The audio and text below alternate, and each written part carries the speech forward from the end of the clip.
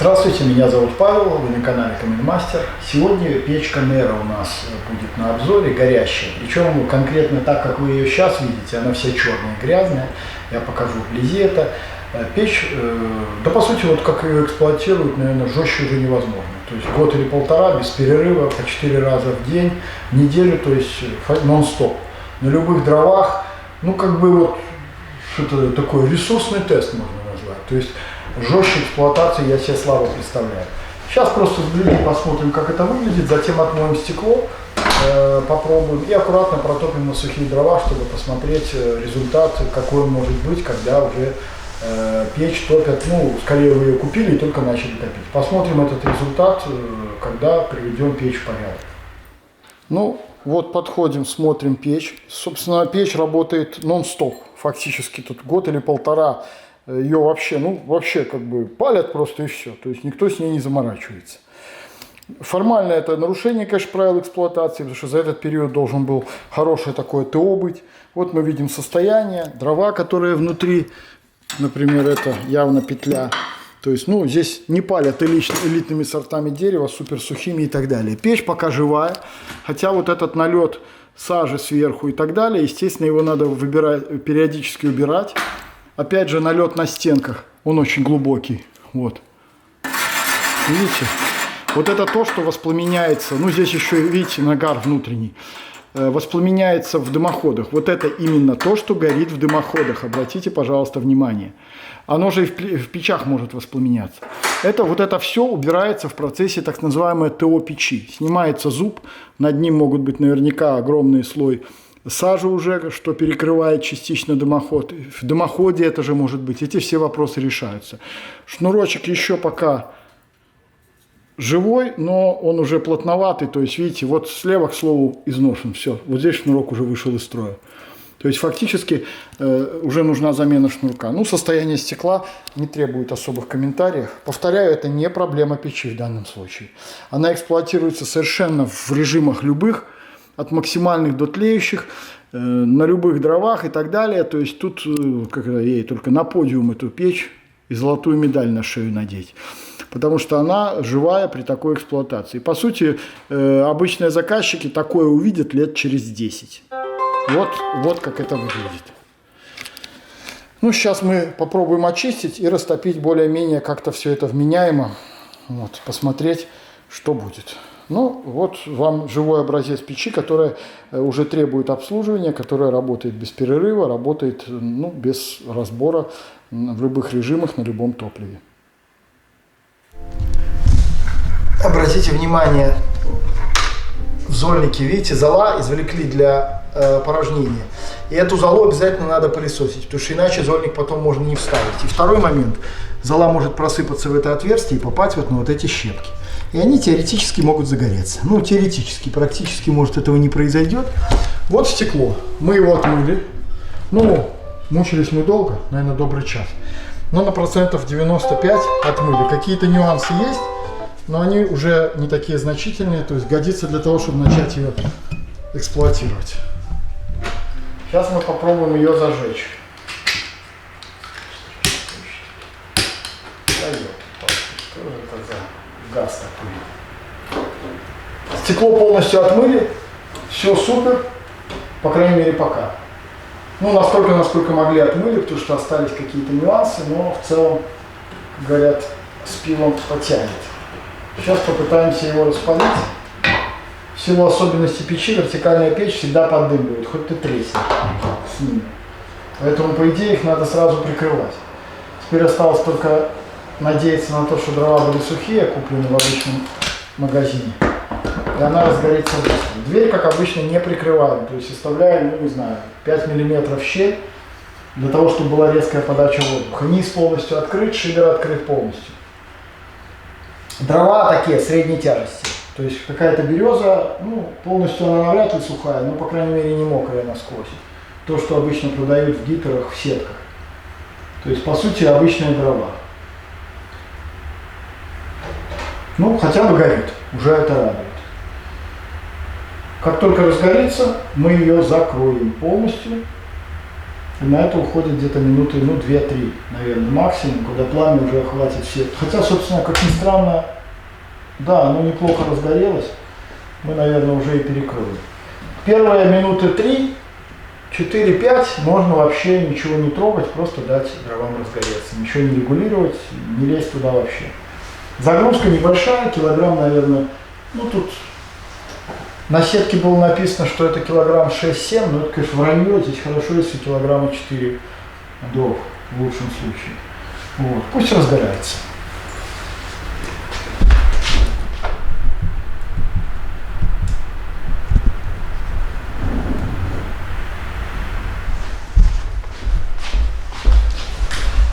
Прошло 3 минуты, она, откровенно говоря, горит как паровоз. Ну, там, к слову, много довольно дегтя на коре, березовой коре. Ну, на видео, может, не видно будет, но такие черные точки, они залепили стекло.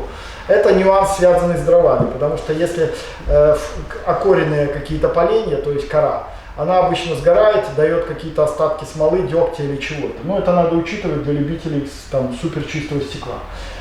Горит она сейчас на все деньги, то есть так эксплуатировать вообще печь нельзя. Ну, долго нельзя, 5-10 минут. Дальше надо что-то регулировать. Но печи такого класса мы сейчас попробуем, но я больше рассчитываю на шибер, чем на нижнюю подачу, потому что здесь достаточно отверстий для дожига и на стекло подачи, которые мы никак не перекроем никакими способами. Вот, например, если мы полностью закроем снизу, видите, печь среагировала. Как она среагировала? Снизу пламя присело, а в верхней зоне оно начало гореть за счет дожига, отверстий. Ну, тут дровами они немного заложены, на видео плохо видно, но это горение есть. И подача на стекло. Очистка стекла, она догорает где-то в средней зоне. То есть, в принципе, сказки про то, что эти печи не реагируют на регулировки, это вранье. Тем более учтем, что дрова, которые я положил, это, по сути, даже не четвертинки. Это были мелко поколотые березовые дрова, еще мельче четвертинок. Это, ну, такие полудлярожные. На более крупных реакция будет еще лучше. Вот сейчас минута 2 все это дело стабилизировалось. И видно, что горение перешло, ну, близко, наверное, к номиналу, печь горит. Мы тут риска никакого, помня, какое уже было стекло, ничем уже хозяина дома не напугаешь цветом стекла совершенно. Вот. Поэтому мы можем взять, перекрыть шибер, просто для чистоты эксперимента. Махот, к слову, здесь высокий, то есть тяга здесь сумасшедшая. Мы его сразу полностью перекроем, чтобы не заниматься ерундой. И все. Поэтому басни Крылова про нерегулируемые печи — это не более чем басни. Другое дело, что шибер, в силу того, что мы эту печь загерметизировать не можем, и задача такая не стояла, то есть подача на стекло, подача сзади всегда будет, хоть тресни, то единственный способ регулировки полностью такой вот перекрытия — это шибер, но не глухой. Сейчас мы аккуратно откроем, потому что такие режимы не допускаются. К слову, сажи там уже... О, подброс даже дыма был. Сейчас, значит, тяга увеличится. Ну, мы можем вот так сделать, вообще говоря, для полного, скажем так, эффекта. Сейчас кислород попадет в нужном количестве, соответственно, дымовые газы, которые выделяются при горении древесины, при ее разложении, они загорятся, и пламя опять поднимется до нужной высоты. В принципе, если вы хотите стабилизировать, не надо, вот оно начало гореть, и вы начинаете ловить то, что вам надо. Ну, например, взяли, перекрыли, шибер полностью открыт, снизу полностью закрыто. Это режим, ну, такой, близкий к номиналу. К слову, чтобы понимали пользователи, номинал у этой печи порядка 10-12 киловатт, а разгонная мощность до 14. Это сумасшедшая мощность. Здесь дом, сколько он вообще по площади примерно? Ну, грубо там. Нижняя это, ну, вот это 24 квадрата от 6 до 3 метров высотой. Ну вот, грубо говоря, 4 метра на 20, ну то есть тут 100-120 кубов там гарантированно есть. Тем более здесь дом условно изолирован, потому что есть внутренняя перегородка, дверь, естественно, через дверь тепло, оно не то, что что-то греет, но оно уходит, по крайней мере. Здесь достаточно большие окна. Эта печь, ну, на таких мощностях даже избыточно будет, то есть ее наверняка прикрывают. Вот, например, режим мощный, но не экстремально мощный. Пока со стеклом все чудесно, не считая там вот этих брызг дегтя и смолы, которые с коры было, все прекрасно горит. Мы еще сделаем, скорее всего, вторую закладочку, чтобы посмотреть. И печь, когда прогреется, померяем тепловизором. Ну, тут дымоход немножко такой оригинальный, я бы, честно говоря, как за пример как делать дома, не рекомендовал, но тем не менее он есть, он работает, и тем более дальше там все нормально, это скорее такой интересный стартовый участок здесь сделан. И еще обращаю внимание, здесь видны щепки-палки, я уже про это говорил. Понятно, что каждый сам себе хозяин, но всегда есть риск. И даже не нагрева, температуру мы померяем. Вот сейчас я трогаю днище, там около 80 градусов на ощупь. Древесина не горит при 80. Ну, во-первых, может просто банально выскочить уголек. Он выскочит и, к слову, сразу не загорится. Человек пойдет, не дай бог, спать, фу-фу-фу там, и потом это все начнет гореть. Поэтому в идеале в радиусе, там, не знаю, метра от печи лучше всего не держать легковоспламеняемые материалы. К слову, разгорелась даже интенсивно, я немножко ее попытаюсь так, слегка, чтобы потом не говорили, что я на все деньги полю, там аж гудит, и поэтому стекло чистое, а чуть прикроешь, оно грязное. Это неправда. Это когда вы зажимаете ниже 30% мощности, да, чудес не бывает. Дрова не догорают, сажа садится на стекло. Какая бы печь ни была, я как там владелец дорогой печи могу вам сказать, что чудес не бывает. В принципе не бывает. Но на режимах около 50%, 40-50, нормальные печи сохраняют достаточно аккуратное чистое стекло. Тем более, там, скорее всего, к этому времени, когда я это выложу видео, вы уже посмотрите видео с Арией печью, можете посмотреть, наверняка я ссылку дам на него. На Арии был такой нюанс, что сначала я топил с сухими дубовыми дровами. У меня такие попались просто из своей поленницы. А заказчик, заодно, не зная, чем топлю я, купил по дороге на заправке поленца, как это говорят, какие были. Так вот, были там они такие, что вот если их вымочить специально в лужу, то, наверное, они будут сухие более. То есть они весили вдвое тяжелее обычных. Мгновенное произошло закапчивание. На видео будет видно, как стекло в Арии просто стало черное. Потом, благодаря тому, что печь достаточно хорошего класса, хотя и цена умеренная, оно отошло. Но все равно какой-то тон остался на стекле.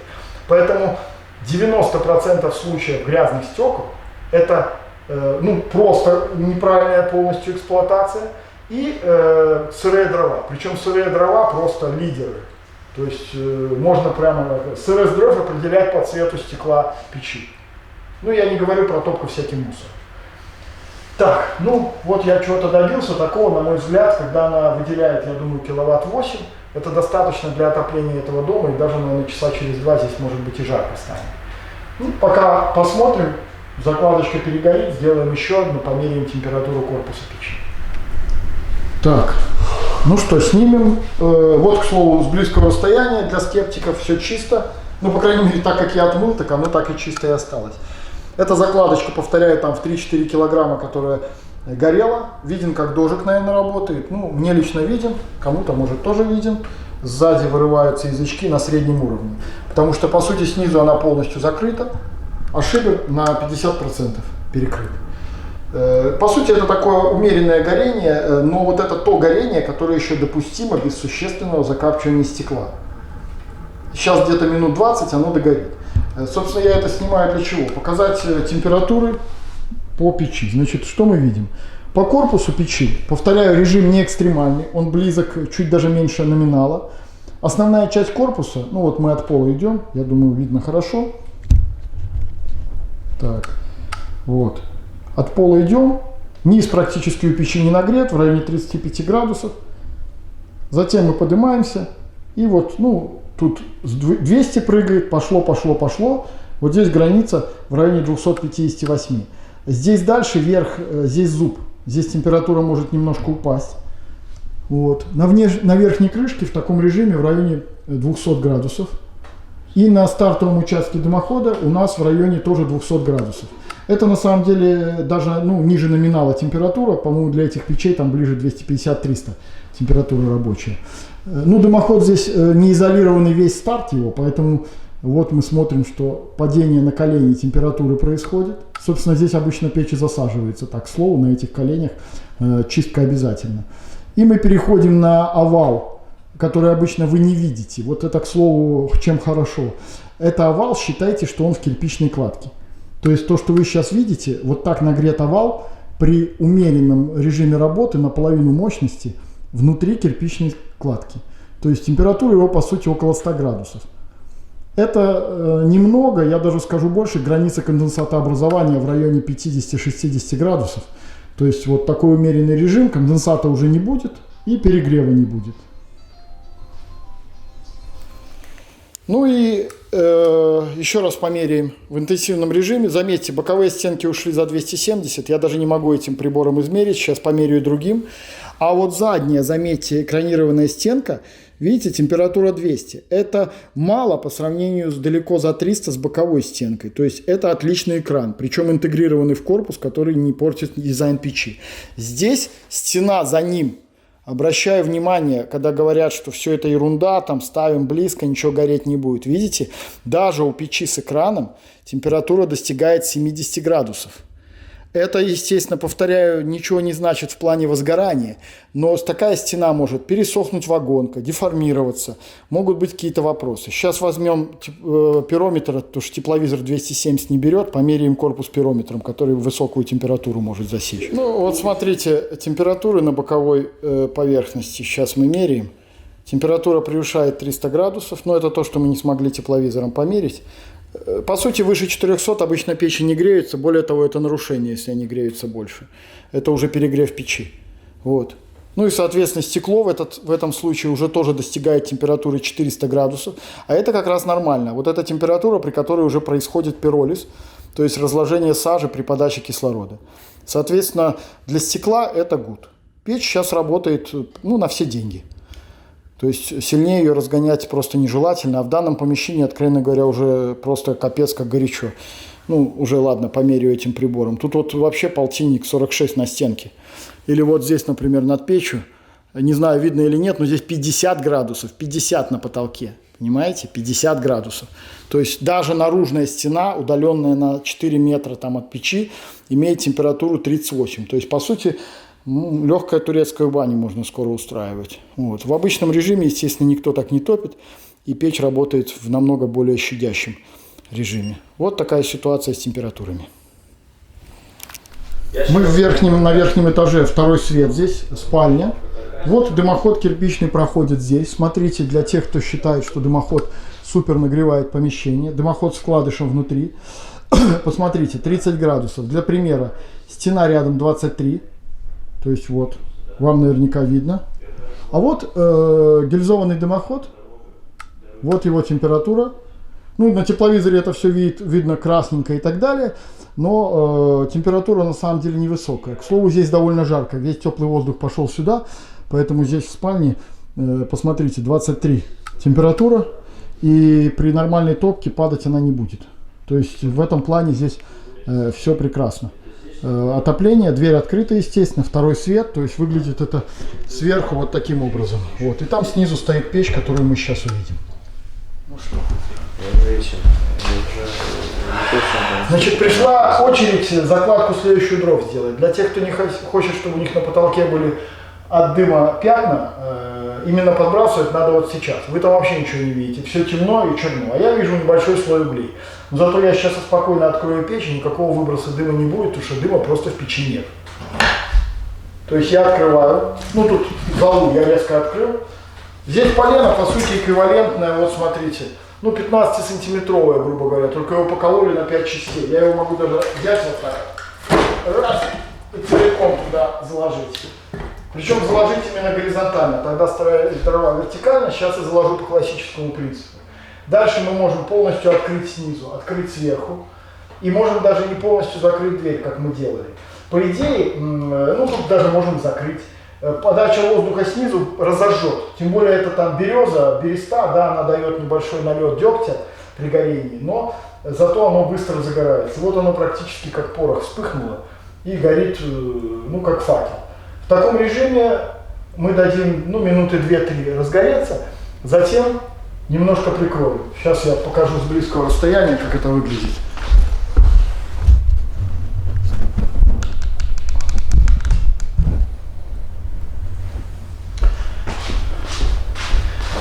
Вот оно разгорелось, печь вышла на максимально возможный режим.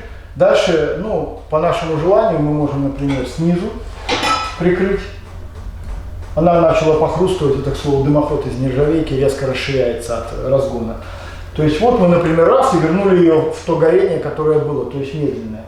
А можем какое-то занять среднее положение, такое, как нам нравится. Печь где-то через минуту-две стабилизирует свое горение, будет видно одно и то же. У меня, к слову, моя рукавица кожаная, она очень удобна для загрузки дров, потому что матерчатая фирменная годится только для кочергу взять в руки или еще что-то. Вот в этой рукавице можно прямо лезть руками в камеру сгорания. Поэтому советую купить. Там есть и сварщиков такие рукавицы и так далее, кожаные. Можем шибером, то есть немножко подработать, прикрыть тягу, чтобы замедлить скорость вообще удаления дымовых газов, чтобы она горела в каком-то таком условно среднем режиме. Вот. Здесь все по-прежнему, то есть стеклышко визуально чистое. Ну, если как бы открыть и скрупулезно его исследовать, то на нем, естественно, есть какой-то налет минимальной сажи, потому что, во-первых, дрова не идеальные, во-вторых, мы тут разные режимы туда-сюда дергали. Но в целом оно чистое, то есть совершенно не мешает осмотру огня. Это ключевое слово. То есть для тех, кто там говорит чистое стекло, имеется в виду, что нету каких-то массовых элементов загрязнения, которые не дают смотреть на огонь. Вот что имеется в виду. Поэтому стекло полностью удовлетворяет. С регулировками в печи никаких проблем. Повторяю, легкий разгон на какую-то максимальную мощность, когда надо, как говорят, на все деньги для чего-то, удивить кого-то, или может, что печка развалилась. Хотя такой режим частично выжигает сажу. Вот. Дальше точно так же легко мы ее гасим, что крайне не рекомендуется, поэтому это, видите, выброс был дыма даже, если заметили. Это произошло из-за того, что резко скопились дымовые газы, их выбросило через отверстие для подачи воздуха на стекло. Поэтому такой режим недопустим. И что-то вот такое средненькое, то, что мы сейчас отрегулируем, что оно будет гореть, то есть красиво выглядеть, давать тепло в нужном объеме и в то же время не становиться грязным. По печи я снимал, какие стенки в саже и так далее. Естественно, это надо регулярно все очищать, как и стекло. Потому что грязное стекло, грязные стенки – это хуже теплопередача наружу. Это тепло, избыток, излишек остается его в печи, что не способствует ее здоровью. Тем более вот эта печь конкретно, по нашим прикидкам, уже отработала, наверное, 1500-2000 часов. Чтобы вы понимали, для некоторых печей это вообще весь ресурс, особенно бюджетных, дешевых. Для нормальных чугунных печей это просто какое-то, возможно, приближение к обслуживанию. То есть бывает зуб верхний, колосники могут разрушаться на таком режиме работы, если интенсивно топить. Но здесь тьфу-тьфу-тьфу, все нормально. То есть печь работает, и никаких пока признаков того, что надо производить какие-то ремонты либо что-то, нет. Единственное, что обслуживание, да, она просится ее обслуживать, почистить стенки, почистить зуб, снять, удалить лишнюю сажу, пропылесосить и так далее и тому подобное. Вот как бы почти что и все. Снизу, еще раз обращаю внимание, там горючие материалы, которые желательно вблизи печи все-таки не держать.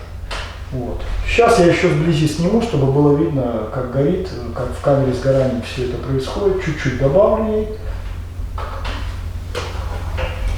Так.